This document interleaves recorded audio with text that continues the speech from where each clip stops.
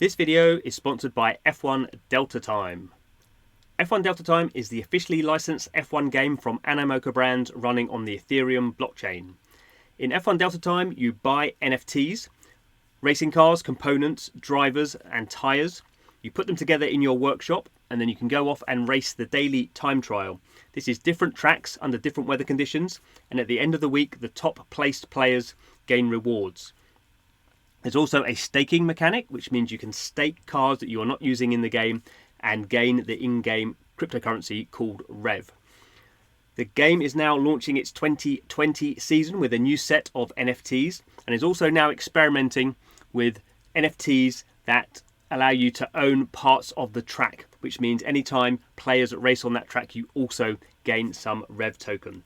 You can check it all out at f1deltatime.com. Thanks for the sponsorship. Hello and welcome to Blockchain Gaming World Daily with me, John Jordan. So today we're looking at the roadmap for Lightbringer. So Lightbringer is a idle RPG running on the Litecoin blockchain. Pretty much the only game running on Litecoin blockchain, PC game. As I say, it launched in kind of mid-September, got up to about 1,000 daily active unique wallets. Since then, has dropped down. Last time I looked, about 350, 400. They're obviously looking to see what they can do to make their game a bit more sticky and retain users. And because the game is still fairly early as well, although there was a fairly long alpha program, they're talking about what features they're going to add to keep the game, to kind of improve the game, as well as just kind of do things that people enhancements. So the enhancements and kind of new added features. I don't think for anyone who's played the game would be surprised that kind of retention is an issue. So there are missions that you play; they all take a certain number of blocks to complete, and you get gear and resources from them that let you level up your character. So you go on those kind of loops. But there's not really anything kind of stand out. It's all you get to certain kind of evolutionary stages in your gear and your characters, but not really a lot happens. It's not a visual game particularly. You're playing on a map and you're it's kind of menu based. So clearly, I think one of the main things is kind of what we might call kind of long term kind of game goals, and that's something that they are kind of talking about. So content. So say it is not a secret. We thought the community it would take the community longer to make such progress. So ever since I've been in the games industry, I think it's surprised me that game developers have always been surprised how quickly people have finished their games. You know, they kind of I don't quite know why that should be a surprise. Really, as much content as you can put in a game, basically people will stay awake and play it until they can. In like an idle game, you know, people are playing this game 24/7 pretty much. Players always burn through content quickly. No developer in the world should be unaware of that. Anyway, it's not so much I think for Lightbringer that people have burned through the content quickly. For me, it's been there's this kind of lack of what they call it here end game. Obviously, it's not end game because games never end, but there's not a lot of particular kind of standout stuff. So it looks like we're going to be adding bosses, missions, and equipment.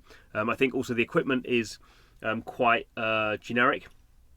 So there's not really an NFT standard on Litecoin in the way there is an NFT standard on Ethereum.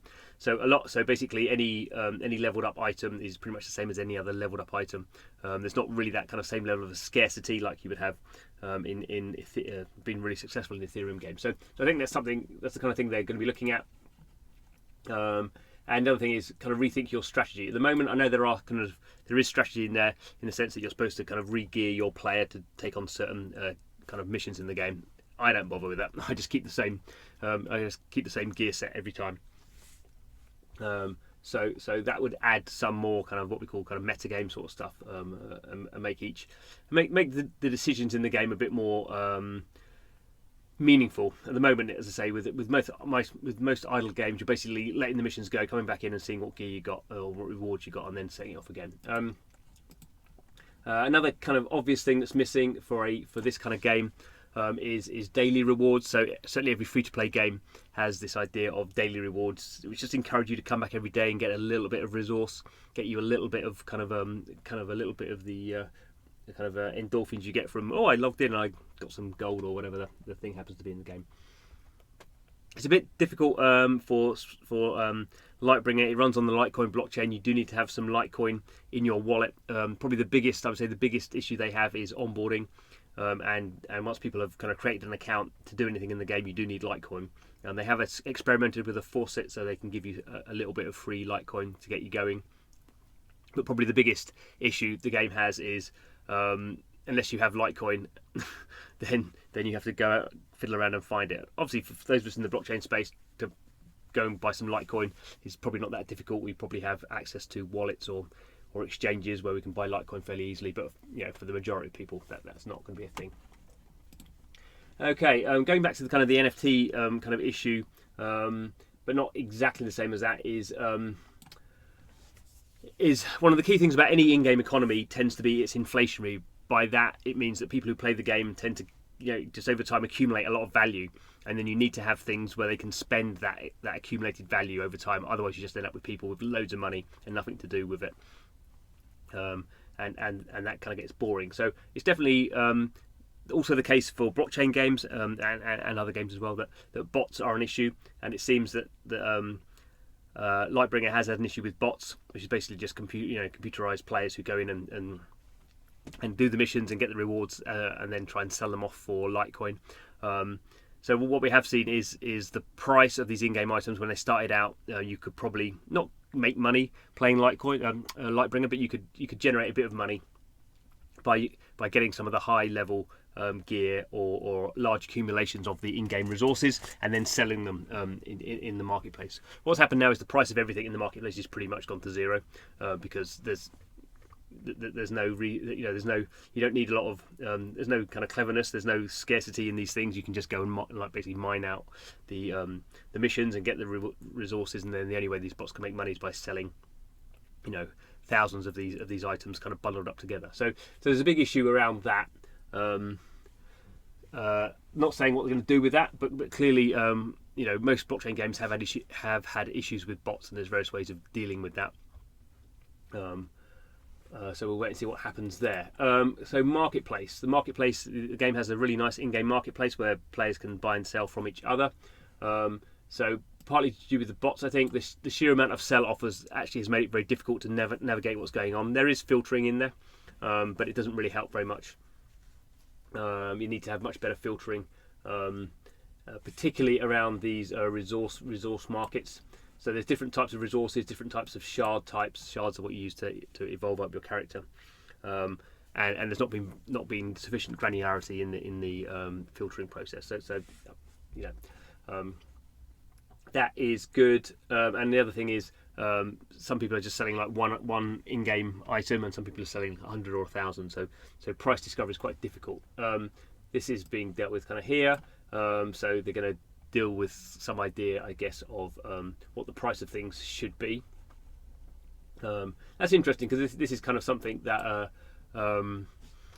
in some degree you expect the community to be building these kind of tools. In some degree, if you have a decentralized game, you don't necessarily want these kind of tools to be built by the developer. Not that they're going to do anything bad, I don't think, but it's potentially something that you might want the community to do. But probably providing some sort of kind of a guidance on the price of things. So I guess you don't want people to spend new people to come in and spend miles too much money on things that aren't that clearly aren't valuable.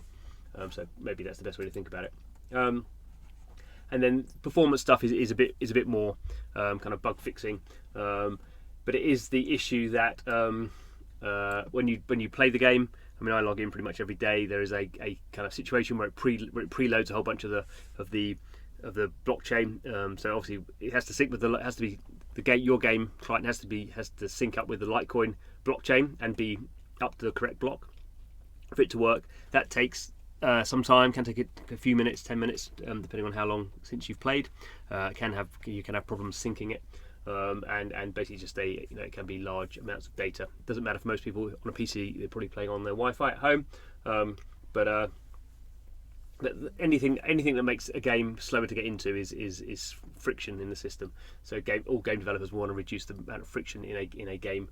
Particularly when you're logging on and getting into the game, you just want that to be as fast as possible. When you load a game, you don't want to be downloading a load of patches, or you don't want to be updating the OS or any of that sort of stuff. You want to be like straight in the game. So looks like they're going to be doing this, what they're calling I highlighted the wrong thing there. Okay, let's not unhighlight that. The incremental blockchain service.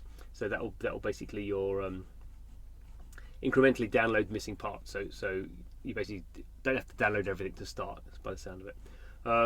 Interesting thing here. Some gamers never close the client and run it in the background all day long. I mean, that's pretty hardcore.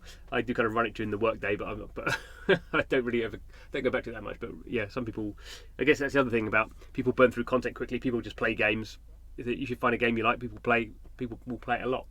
So little things around that. So it's good to see that the developer, Sipsoft, German developer, they are paying attention to what's going on with Lightbringer. I mean, communication is important for all game developers, but certainly in blockchain, you can lose your community very quickly if they don't know what's going on and don't feel they're being listened to.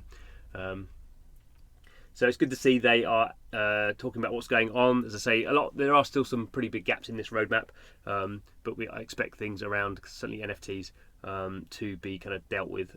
Not really NFTs, but a more NFT-like kind of item system, because that's really what a lot of these games rely on. The other thing I'd like to see is more. At the moment, this is just a single-player game with a peer-to-peer marketplace. It'd be really good to get some kind of more Alliance stuff going on. I think Alliance is very useful social glue that allows people to not worry too much about the game, but communicate and just kind of just even having a chat in a game allows people to like shoot the breeze about what's going on. And obviously it also allows them at certain times you can have events in the game that you have to get your Alliance members into to fulfill, beat certain bosses, the raid boss stuff, all the usual stuff. Nothing very novel there in terms of we've been doing this in MMO RPGs for decades. Probably harder to sync it up on the Litecoin blockchain, I imagine, than running your own centralized server.